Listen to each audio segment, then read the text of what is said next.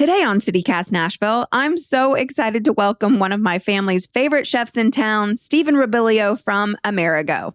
Please forgive me as I fangirl a little bit as we discuss his upcoming Feast of Seven Fishes, an annual holiday tradition he's been orchestrating right here in town for the past 13 years. Stephen is the executive chef of both Amerigo locations, and it's a true testament to his culinary talent and skills that his restaurants continue to thrive while others have sadly faced closures all over Nashville. One way Chef Stephen keeps his patrons coming back for more is through his thoughtfully crafted chef dinner series, including this year's highly anticipated Feast of Seven Fishes. This beloved holiday tradition will take place December 9th at the Cool Springs location and December 10th on West End. Here to tell us more about it is the one and only Chef Stephen Robilio. It's Thursday, December 5th. I'm your host, Marie Cecile Anderson, and this is what Nashville's talking about.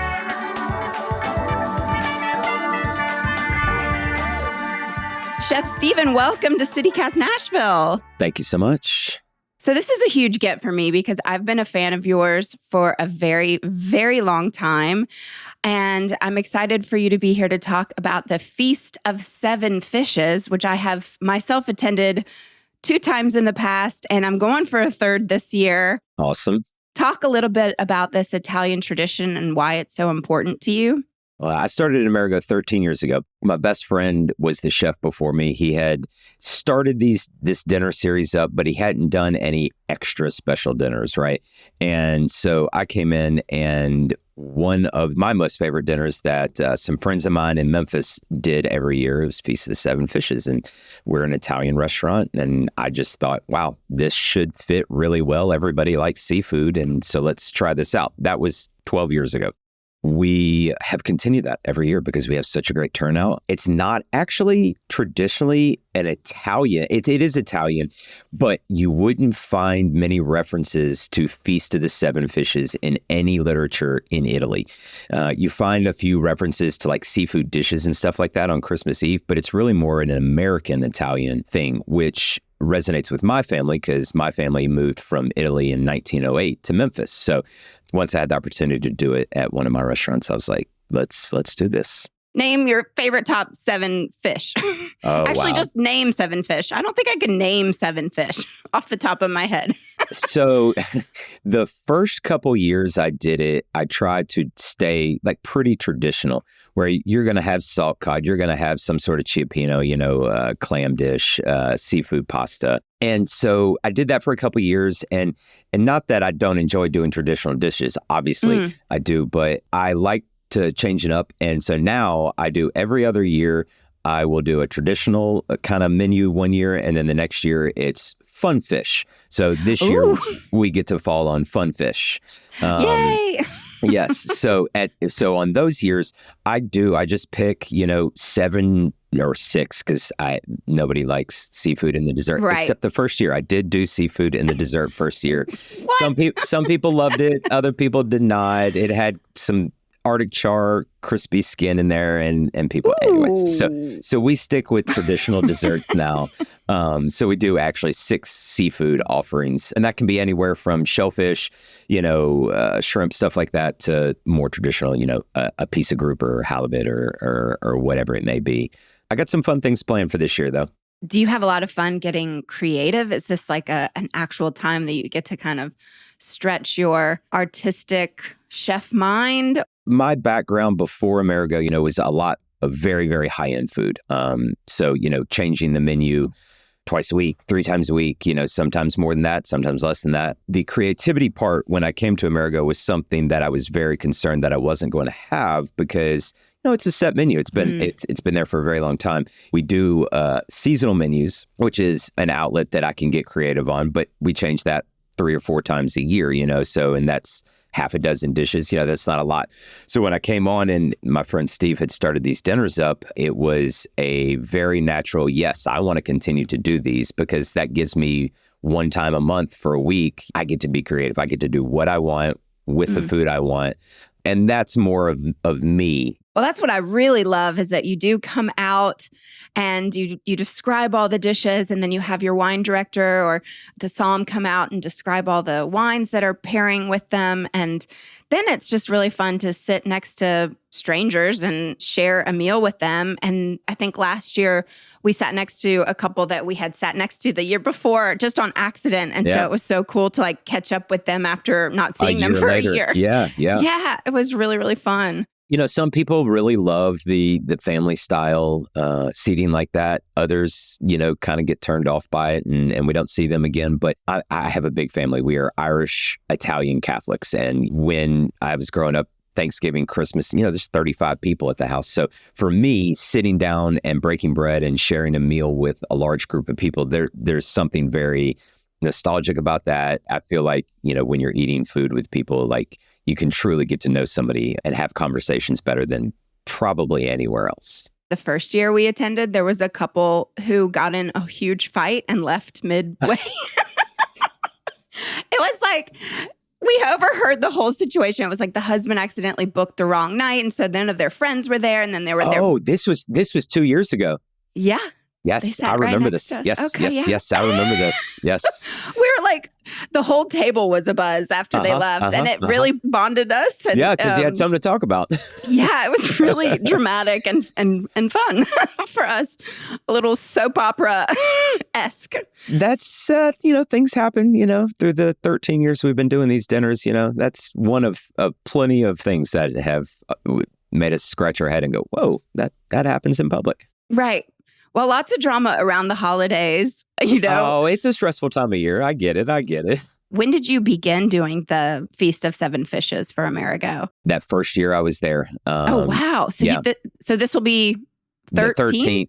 Mm-hmm. Whoa. Yes. And then you do it in Nashville and in other cities? Yes. So I'll do one night in Cool Springs at our Cool Springs Amerigo. Then I go to our West End location the next night, Tuesday, the 10th. And then I head to Memphis that Wednesday, and then Huntsville that Thursday. So I do the same menu in 4 cities, 4 days in a row. You're on like a tour. Yeah, one week a month, I get a little tour of all the restaurants, which is great because then that puts me in all of the restaurants that I don't get to go into a lot, you know. So I'm not traveling to Memphis every week and you know, putting my face and looking at the food and all that kind of stuff. So it's nice to be able to get into those restaurants on a regular basis and get to cook some good food while I'm doing it.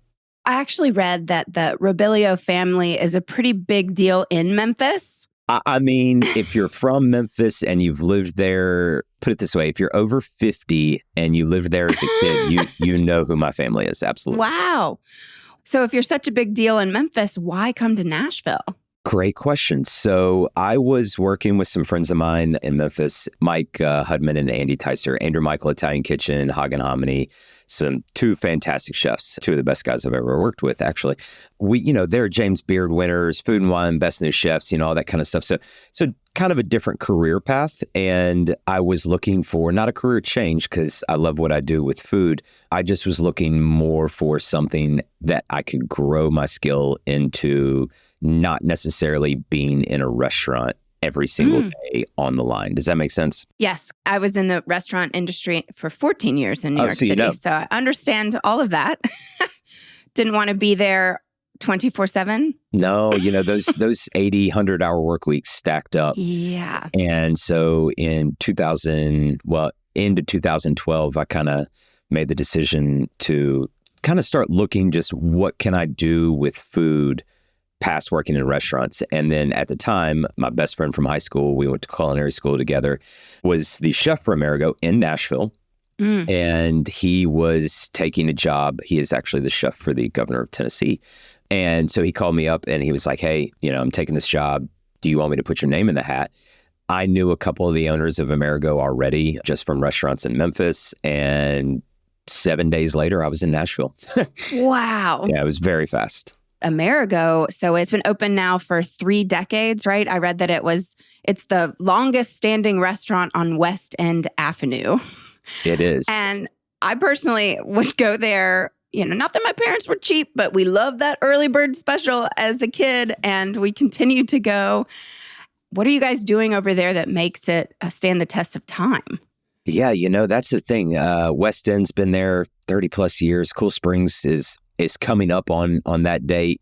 Memphis has been there 25, 30 years. And, Amerigo is a very unique concept. You can go in there, and this is what I love about this restaurant is you can go in, and you mentioned it. You can spend $20 a person and be out the door for nothing, or you can go in there and have a date night and go in and spend $250 and get you appetizers and salads and soups and, a filet and a bottle of wine and desserts and have a whole experience. And I think that type of concept that kind of almost encompasses, both ends of the spectrum where you can have that really nice meal or you can go in and have super casual spaghetti and meatball, resonates with a lot of people. And not much has changed. We update menu items here and there, actually planning a nice menu update for the beginning part of 25. Not changing, not removing things, but, just kind of bringing us into 2025, if that makes sense. Okay, so you're not taking away shrimp scampi or chicken marsala, right? Absolutely not. No. Oh my goodness. We would never do that. But to make it another 30 years, you can't just stay completely stagnant. You're going to have to, look at food trends on what people are even eating, compared to 30 years ago to now. People want more healthy food. They want lighter food. They want this. They want that. So, if you don't give people what they want, they're just going to stop coming in. So we got to navigate that, keeping all of our traditional Amerigo dishes intact, right, while still offering, all these other things to draw that new generation of crowd that's going to hopefully take Amerigo, for another 10, 20, 30 years or more.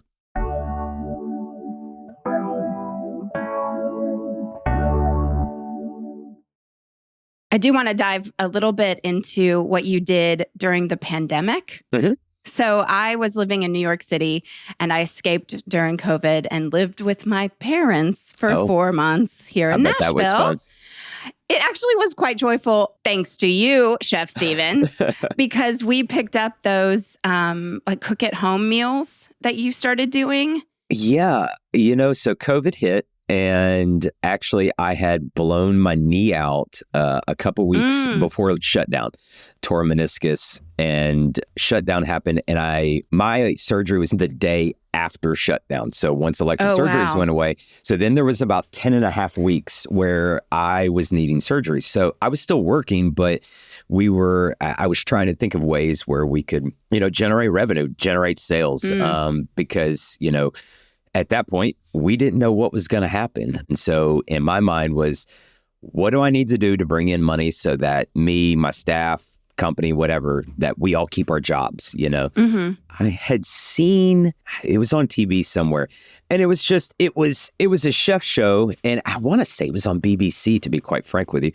And this guy was cooking with his sister, who was like 1,000 miles away or something. And I was like, well, that's a unique idea. How could I translate what we do every month with chef dinners into something like this? And so long story short, we had a guy that worked for us at the time that had a film background, had all the equipment, microphones, cameras, the whole 9 yards. And so that's what we did. We would write a menu and go film it either at my house or our director of strategy's kitchen, then pack up individual ingredients. It was tons of fun. I loved doing it. And we've actually had people reach out to us wanting to do effectively private ones, like for company Christmas parties and stuff like that. It is an insane amount of work. Packing up all the individual ingredients for a vinaigrette, for this, for that. It was hours of work. And, I do all these dinners myself. I don't have hourly staff. I don't have my other, sous chefs or anything like that come help me do prep. It is all me all the time. The only time I have help for any of this is the actual execution of the dinner. And then actually one of our owners, the culinary owner, Paul, he comes in and helps me do the dinners. Why are you doing it all by yourself? Because I love food.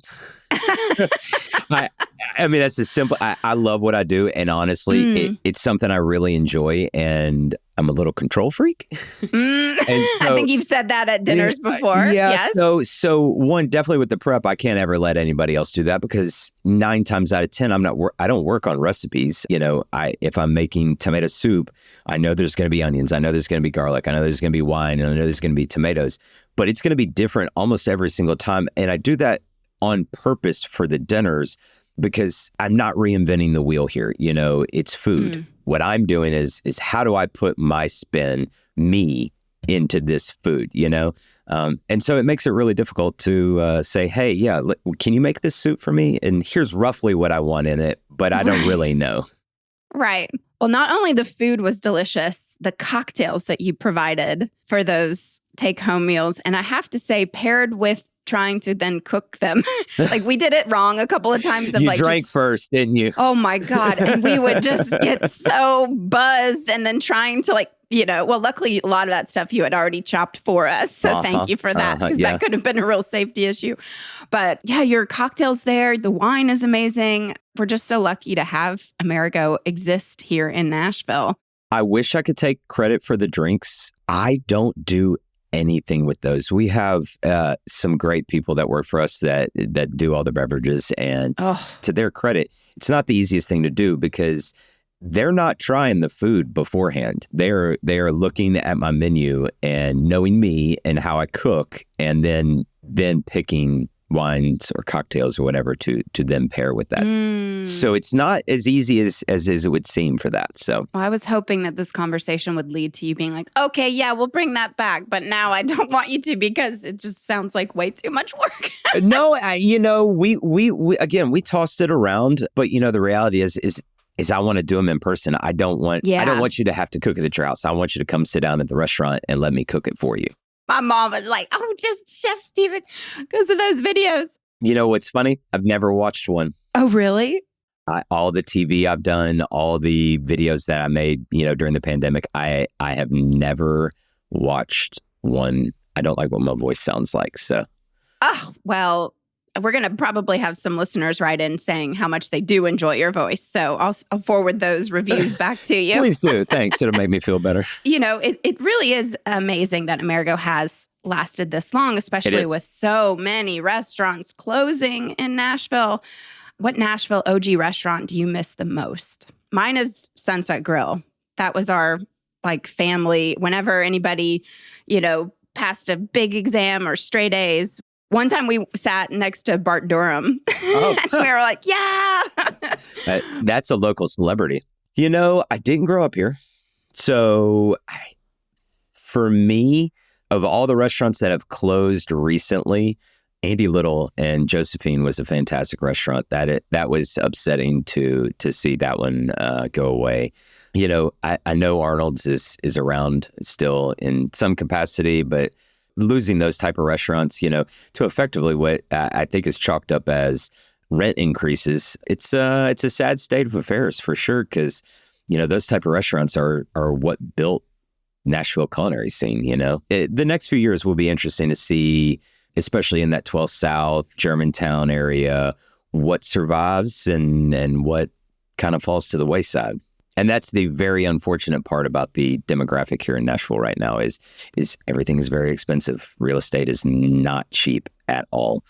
Getting that rent to a point where you can afford it to operate a restaurant is very difficult. The restaurant bottom line margins are super thin, 1% to 3% industry average. So 3 cents on the penny doesn't leave much wiggle room. Well, I'm always going back to Amerigo because there are all these new restaurants. And it's like, I could take a chance and go to these new places that I know are going to be very expensive, but I know Amerigo is going to deliver. So I just keep going there, which is, I need to expand myself. But yeah. And we thank you for that. And, there's a lot of people like you. I mean, people like that they know what they're going to get. Something we really, really work on really hard is consistency. Not the easiest thing to do, especially because it's not like we're buying these things. We make everything from scratch. So, making sure those recipes are efficient and consistent, that's something we put a lot of work into. What's your favorite thing to cook? In general or at Amerigo? Both. Perfect. Okay. And this is, I think, a random one. I think personally, the absolute best thing that we serve at Amerigo is the pork chop. Oh, okay. The cedar plank pork chop. We brine that thing. It's a bone-in pork loin that we brine for 48 hours. We smoke it, and then it gets fired off on that cedar plank in the oven, and it gets a really nice like pineapple brown sugar glaze on the top. It's like fork tender. It's out of this world. And if you've never had it, you should go have it. So that is my favorite item at Amerigo for sure, is the pork chop. My favorite thing to cook, my favorite meal is going to be the same as Thomas Keller's. It's a whole roasted chicken nestled on a bed of like celery, carrots, and onions. And then you throw in some new potatoes about halfway through and let those kind of roast and soak in all that chicken jus and fat. And then when that comes out, you make a little sauce out of the vegetables and stuff like that. That is my absolute favorite meal. Well, my mouth is watering. Anything Amerigo is planning for the new year that we should all be super excited about? We're going to have some new menu items first quarter probably of 25. I told you we do a seasonal menu, so we've been testing a lot of things out over the last 4 or 5 months, unbeknownst to most everybody, because it just plays as our seasonal menu. But we've really been focusing on, hey, can we put this item on our main menu? So you're going to start to see some of those items that have been on our seasonal menu for the last 6 months make a permanent appearance. And then, as far as like the dinners, like for the chef dinners here, like the Feast of Seven Fishes and stuff, obviously we're going to do all those next year. But the thing I'm most excited about for those dinners next year, I'm going to try to do some sort of theme with every single dinner that we do next year. Oh, like Taylor Swift theme? No? No. Okay, all right. One of the ideas I had was like a walk through Italy. So like, maybe 1 month, we're going to do food and wine from Tuscany. The next month might be from Sicily, and so on and so forth. Right. So a true experience. Yes. Because again, I've been doing it 13 years. And just like anything, you got to keep it fresh. So got to give people something new, fun, and different. And there's an email list for people to sign up for to get. Absolutely. If you go to our website, amerigo.net, you can sign up for our newsletter. Don't worry. We don't spam you twice a day. It's like 2 emails, maybe 3 a month. Tops. And then when it comes time to book your tickets, we used to have it where people would just call the restaurant, and that got to be just a little much. So Eventbrite is amazing. And you just go on Eventbrite, you purchase your tickets through there. It includes all the tax, the tip, everything. And, it's great because that way you can come in. If you don't get an extra glass of wine or two, which a lot of people do, you can come in, you can have the dinner, and you can turn around and walk out and never have to open a wallet or anything like that. Wonderful. Well, thank you again so much for being here. I'll see you next week at the Feast of Seven Fishes. That's right.